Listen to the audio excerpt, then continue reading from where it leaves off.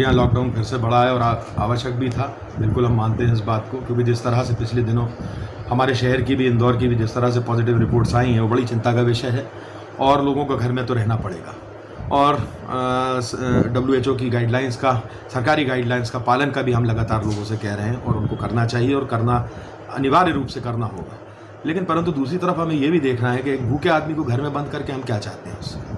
एक भूखी बहन को हम घर में बंद करके क्या चाहते हैं। भूखे बच्चों को हम घर में बंद कर सकते हैं क्या? अरे आप, लॉकडाउन बिल्कुल होना चाहिए, बिल्कुल मैं समर्थन करता हूँ लॉकडाउन का और हम पालन भी करते हैं नियमों का। लेकिन शिवराज सिंह जी, आप कोऑर्डिनेट होकर घर के अंदर बंद हो गए।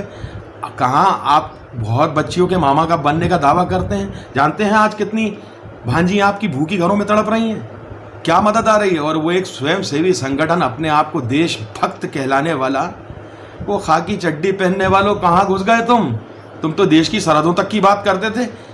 आज महामारी फैली तो घरों में घुस गए, बंद हो गई तुम्हारी शाखाएं। किसकी मदद करी है तुमने? कहाँ दिखे हो तुम? अरे चुनाव में तुम पीले चावल बांटते हो, आज एक थैली चावल की दे दो किसी के घर में जाके। बड़ी दावे करते थे तुम कहाँ गायब हो गए? देखिए, हम लोग यहाँ पर गरीब बस्तियों में, रोज़मर्रा के काम करने वाली बस्तियों में, मजबूरों में, बेसहाराओं में काम करने का प्रयास, हमारी तरफ से प्रयत्न जारी है। सरकारी गाइडलाइंस का भी पूर्ण रूप से पालन करना हमारी ओर से जारी है और दूसरा, लॉकडाउन का भी पालन कर रहे हैं। पासिस लेकर काम कर रहे हैं, गरीब बस्तियों के अंदर जाकर लोगों तक पहुंचने का प्रयास कर रहे हैं। काफ़ी बड़ी मात्रा में पहुंचे भी हैं, ऊपर वाले ने कामयाब किया है और हमारे साथी जानों पर जोखिम लेकर काम कर रहे हैं। भोपाल के अधिकारी भी, मैं कहना चाहूँगा कि बहुत निष्पक्षता से और बहुत मजबूती से लोगों की सेवा कर रहे हैं। चाहे कलेक्टर साहब की बात कर लें, हमारे पुलिस विभाग के चीफ DIG की बात कर लें, चाहे हम नगर निगम कमिश्नर की बात करें, ये लोग बहुत ताकत से, बहुत मजबूती से काम कर रहे हैं। लेकिन थोड़ा सा डिस्ट्रीब्यूशन सिस्टम के अंदर कुछ लोग ऐसे भ्रष्ट आ गए हैं, वो इसको बिगाड़ने का प्रयास लगातार उनका जारी है। ऐसे लोगों के ऊपर मेरी उनसे अपील है कि कार्रवाई हो, 2-4 लोगों पर तो कम से कम कार्रवाई संकेत पूर्वक हो, ताकि इनको समझ में आए कि गरीब का खाना जेब में ना चुरा कर ले जाए, वहाँ तक पहुँचाए जिस जगह तक सरकार ने पहुँचाने का प्रयत्न किया या प्रशासन ने पहुँचाने का प्रयत्न किया, वहाँ पर पहुँचाएँ।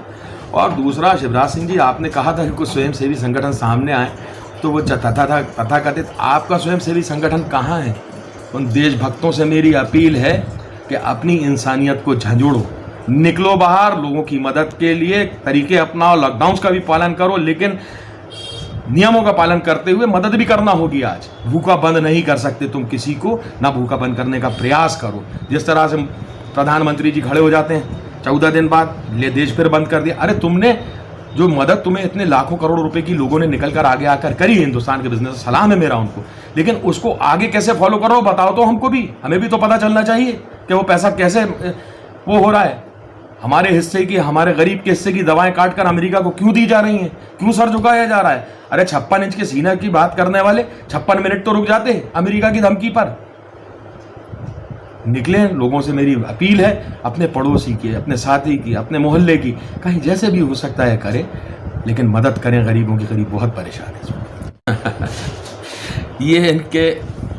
ये कोरोना जो चीन से फैला, ये हिंदुस्तान के अंदर सबसे पहला इसने अटैक किया गोदी मीडिया के ब्रेन के ऊपर, उनके दिमागों पे, उनके दिमाग खोखले कर दिए, पागलपन की इंतहा पे गुजर गए। आज सरकार पर कोई इल्ज़ाम नहीं आया, इसलिए सरकार के दलाल इस तरह की बात करते हैं। हज़ारों लोगों का, कल मजदूरों का मजमा बॉम्बे के रेलवे स्टेशन पे था, कई गुना ज़्यादा था जमातियों से। वो जिस तरह से दिल्ली से मजदूरों ने फलान किया है, हज़ारों गुना ज़्यादा उन जमातियों से था। क्या बकवास करते हो?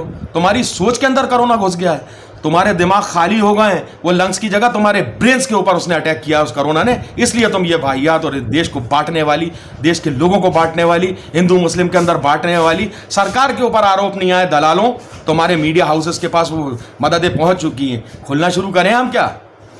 ये दलाली से बाज आ जाओ। इस देश को इस वक्त संकट की घड़ी के अंदर सहयोग कर दो, नहीं तो कुछ शर्म कर लो, चुप ही हो जाओ, उतना ही काफी है तुम्हारे। निश्चित रूप से जिससे जुड़े हैं उस संगठन का ही पता नहीं है, खाली ड्रामे और ढकोसले करने वाले लोग हैं। अपने आप को क्वारंटाइन करके अंदर डर के बैठ गए। अरे जनता की मदद करने और मामा बनने की बात करते हो, बाहर तो आओ, देखो तो तुम्हारी भांजियों के क्या हाल है। तथाकथित सच तो नहीं है, कोई मामा अपने घर में नहीं बैठ सकता अपनी भांजी को भूखा देखकर, उसको बीमार देखकर या उसकी तबीयत खराब देखकर, उसकी मदद करने को निकलेगा। लेकिन ये ढकोसले वाला मामा है, इसको तो सिर्फ सरकार बनाना थी, इसलिए पूरे मध्य प्रदेश के अंदर कोरोना फैला दिया और अब घर के अंदर चुप बंद होकर बैठ